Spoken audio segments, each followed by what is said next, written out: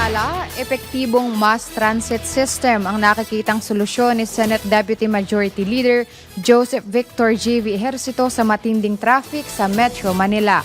Ayon kay Senador Ejercito, Chairman ng Senate Committee on Urban Planning, Housing and Urban Development, mahalagang kaagad magkaroon ng programa para sa mass transit dahil sa patuloy na paglala ng traffic sa Metro Manila, lalo na't sadyang nakaalarma ang balitang nasa 300,000 karagdagang sasakyan ang pumapasok sa mga kalsada bawat taon.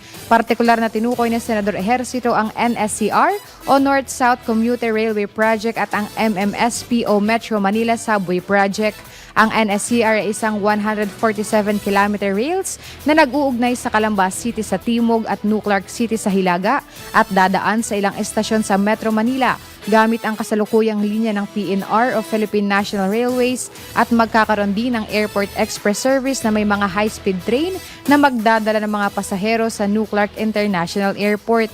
Ang MMSP naman anya ay isang underground railway system na tumatakbo mula Parañaque sa Timog hanggang Valenzuela sa Hilaga at mayroon ding linya patungo sa NAIA Terminal 3. Kasabay nito isinulong ni Senador Ejercito ang Senate Bill 158 na lilikha at magpapatibay sa isang comprehensive infrastructure development master plan na titiyak ng patuloy na pagkakasa ng mga pangunahing infrastructure programs sa lahat ng administrasyon.